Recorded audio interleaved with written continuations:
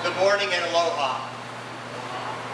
I'm going to start out with some prepared remarks first, and then I'll allow for question and answers to the group.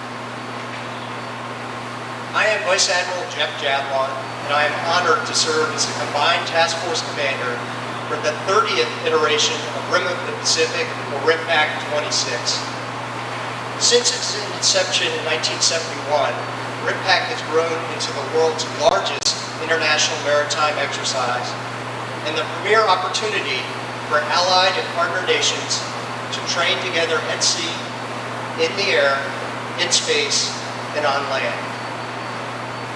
This year's exercise carries additional significance as it coincides with the 250th anniversary of the United States. For 250 years, our nation has built enduring relationships with allies and partners based on trust, mutual respect, and shared interests. RIMPAC is where those relationships are strengthened through action. Our theme this year is Partners, Integrated and Prepared. The purpose of RIMPAC is to build on those relationships, improve interoperability, and enhance the readiness of participating forces to promote maritime security and regional stability in a free and open Indo-Pacific. This summer, we are joined by forces from 30 nations, 31 surface ships, 5 submarines, 1,100 landing forces, 197 aircraft, and approximately 30,000 personnel. Our leadership team assembled here reflects the strength of this multinational partnership. Chile is serving as the deputy commander. Japan is the vice commander. The Republic of Korea is leading the maritime component for the first time. And Canada is leading the air component in what is the largest RIMPAC exercise to date. As we begin this exercise, I have 3 priorities for every participant: safety, environmental stewardship, and professionalism. First, safety. The training we conduct in the air, on the ground, and on and below the sea is inherently demanding. Effective risk management must be integrated into every operation and every off-duty activity. Our objective is simple: accomplish the mission while protecting the people, preserving our combat credibility. Second, environmental stewardship. We recognize the privilege and responsibility of training here in Hawaii. We remain committed to protecting Hawaii's unique natural environment and will adhere to established measures designed to safeguard marine life, natural resources, and the surrounding ecosystem throughout the exercise. Third, professionalism. We will hold ourselves to the highest standards of conduct and performance. That commitment applies during military operations and while engaging with the local community. Every service member participating in RIMPAC represents not only their military, but also their nation. I've asked all participants to embrace the spirit of respect, humility, and responsibility that defines Hawaii's aloha spirit. Treat one another with dignity, act with integrity, and leave a positive impression on the communities that welcome us. It really is an honor and privilege to serve alongside this remarkable team of allies and partners. I look forward to a safe, productive, and successful exercise as we strengthen our collective ability to preserve security, stability, and freedom across the theater. Thank you, and we look forward to your questions. Good morning, Hong Han Lin from Central News Agency, Taiwan. Admiral, this question is for you. Taiwan is now officially part of RIMPAC, but as you can see, many of my fellow reporters on Taiwan here today. So the world is paying close attention to security in the Taiwan Strait. So I understand the exercise is not about Taiwan or a specific country, but let me put it this way: that how does RIMPAC send a credible deterrence message to any potential aggressor, and how does it change the calculus before they use force? That's my question. Thank you for your question. As you stated, RIMPAC is not about any one particular country or a deterrent for any one particular country. Our theme is partners, integrated, and prepared. Partners, as you can see standing up here, partners achieving a mission of interoperability, the maritime mission to promote a free and open Indo-Pacific. Integrated started 2 years ago. And this week in the import phase, we're continuing that integration, building those relationships. Prepared for our nation's maritime missions after we leave RIMPAC. So that is our focus. Thank you. Some people say that if you lay down your weapon, you can have peace. So how would you respond to that? So peace through strength is our motto in the U.S. military. Deterrence, nobody wants to go to war. Deterrence is the means that we have peace through strength, and our goal is that peace.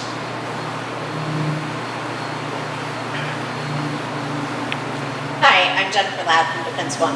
I was wondering if you could talk a little bit about the role of unmanned systems or autonomous systems in RIMPAC and things you might be using and anything might be new as far as that goes. Yeah, thank you for that question. Alongside of our normal operations with surface ships and submarines, we have an experimentation portion of RIMPAC, which has about 30 to 35 experiments that we utilize unmanned systems throughout RIMPAC. I don't want to go into the specifics of those specific systems that we are testing, but it will be a major part of RIMPAC operations. Hello, I'm Kai Zhang from the Taiwan Area News. In recent years have seen increased military activity across the Indo-Pacific.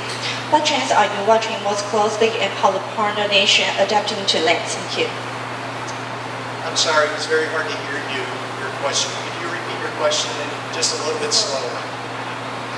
Recent years have seen increased military activities across the Indo-Pacific. What trends are you watching most closely and how are partner nations adapting to them? Thank you. Okay, so our main effort within RIMPAC is partnership, the integration, preparedness that we will have throughout our military exercises. Throughout RIMPAC, we conduct a full range of military exercises from anti-submarine warfare to anti-air warfare, land warfare. We do humanitarian search, humanitarian assistance in disaster recovery. We do search and rescue. So those missions will help us achieve our objectives through.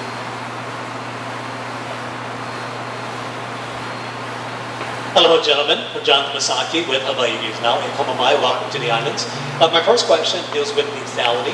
Obviously, all the forces are here to talk about the combative strength collectively. Tell me, what is the number one thing you stress when it comes to lethality in training with each other? Okay.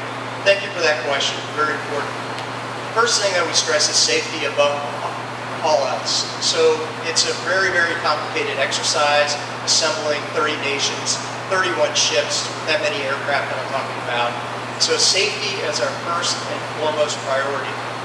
With lethality, we started the import phase and we do a gradual build-up, culminating in at the end phase, building on the lethality, the capability of each of our nations' ability to carry out that specific maritime mission. So the lethality goes hand in hand with safety, and that's a major goal for us. On the other side of the camp, you kind of stressed this already too. On the non-lethal side, being very respectful for ethnic observances and the Native Hawaiian type of observances. What do you stress? You said you do talk to your service members about being very sensitive to that. So can you just expound on that a little bit more? Absolutely. So my second priority that I talked about was environmental stewardship. And as part of that is cultural appreciation. During the import phase, we review all the rules and regulations with respect to operating in the waters, with respect to the environment. We abide by the Endangered Species Act. We have extra watch standards on board our surface ships to look for marine mammals. We stop our exercises if we have marine mammals in the area that don't leave the area. On land, we abide by the cultural respect of those lands. We don't conduct operations on lands for cultural sensitivity. So it's first and foremost in our mind for everything that we do with environmental stewardship, cultural appreciation. Thank you. Hi, Kevin Odell with Star Advertisers. Some follow-ups on environmental stewardship. Yes. One is both operational and environmental. So sustainment, fueling operations, we've seen a lot of change in Hawaii and the Pacific over recent years.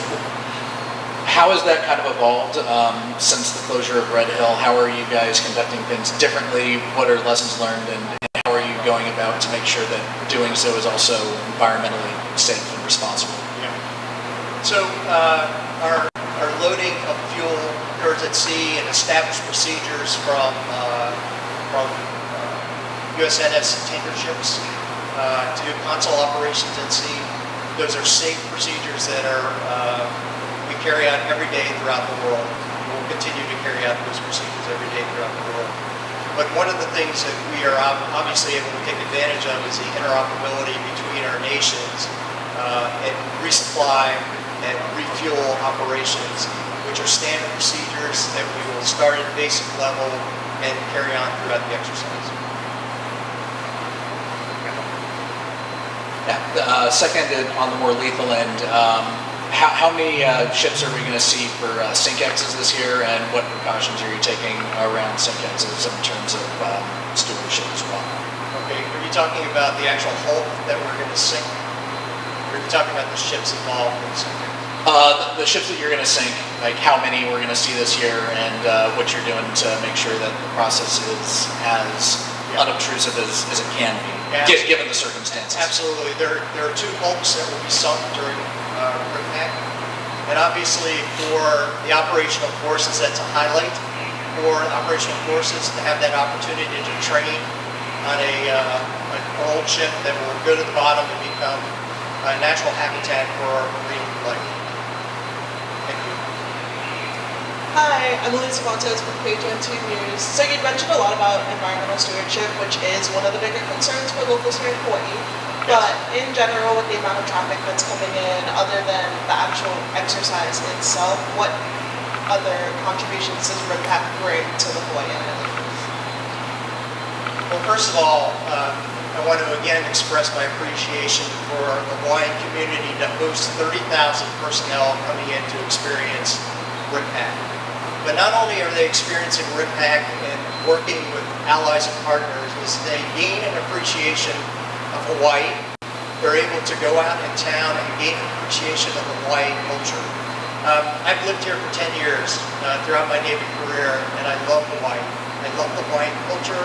I respect it, and we teach that throughout the week in the import bays for the respect and the appreciation of Hawaii. Hi, I'm Chi coming from News Taiwan. And a South Korean Rear Admiral assumed the position of Joint Naval Force Commander first time. What the implications of this? Does it significantly increase in the importance of Asian countries and RIMPAC?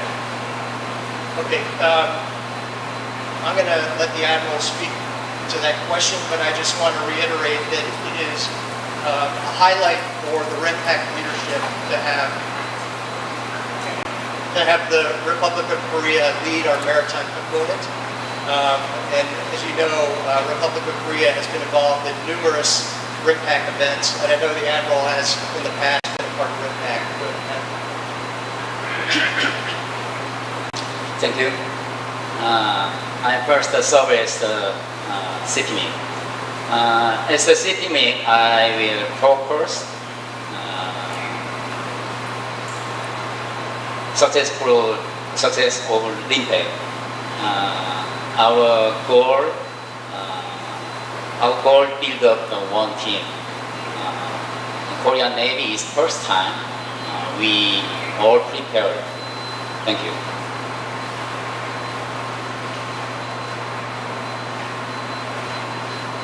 Hi, Wyatt Olson, Stars and Stripes. Aviation.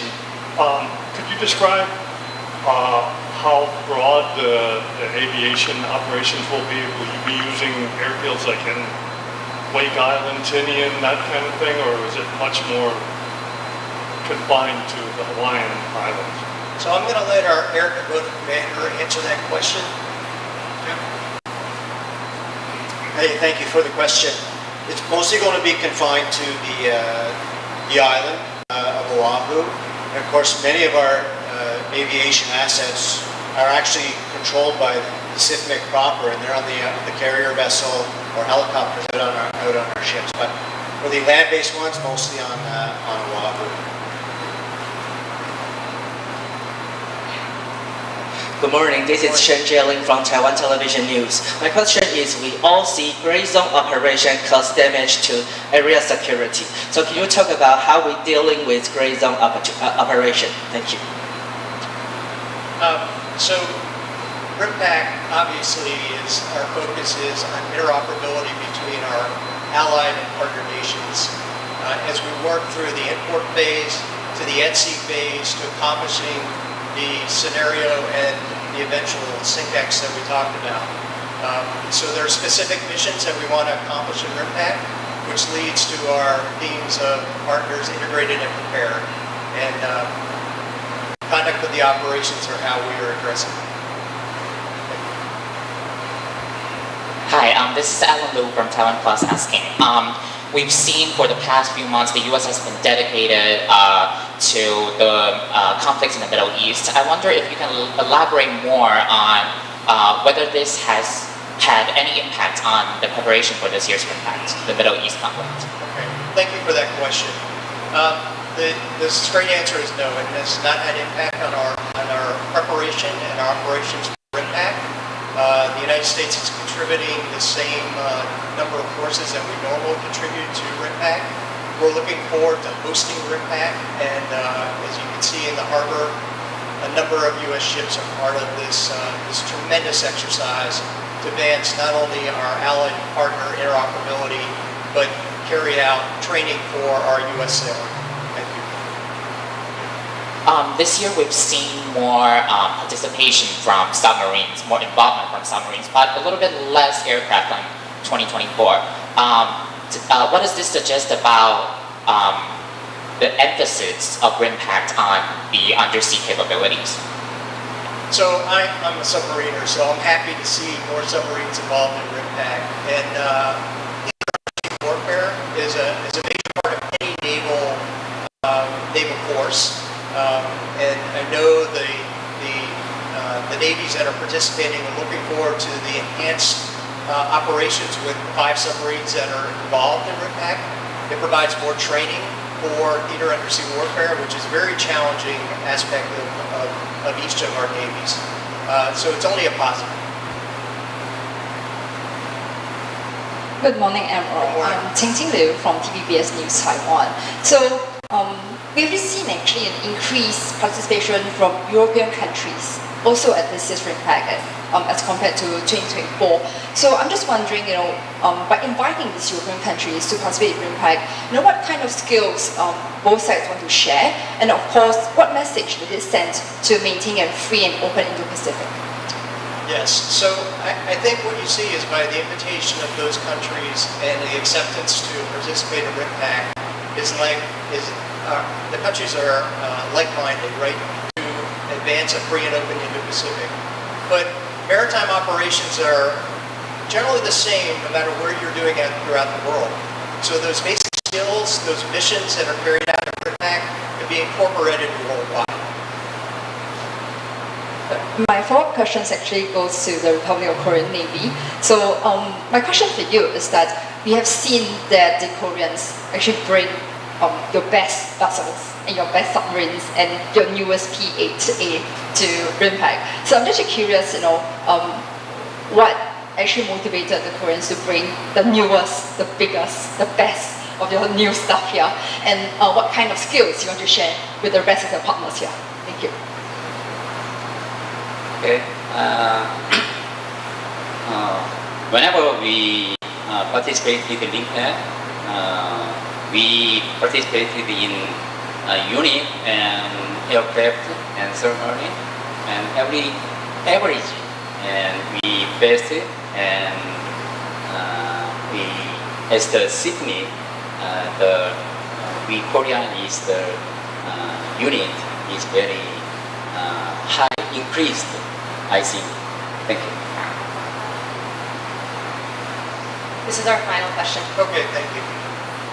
Hi, Jay Matt, Zuma Press. So in the National Defense Strategy, it is written that in the Indo-Pacific, our allies and partners will take primary responsibility for their own defense with critical but limited support from American forces. And I'm wondering if there is any bridling of interactions relative to the new defense policy that will be exhibited in this year's RIMPAC. It's a very different environment from 24. Yeah, so thank you for that question. But I think what you'll see standing in front of you is the shared responsibility by our allies and partners, roles in each of the leadership positions to address your question. And that ability to have allies and partners interoperate or operate with the United States Navy is vital to carrying out our mission for free in the Indo-Pacific, open Indo-Pacific. Thank you.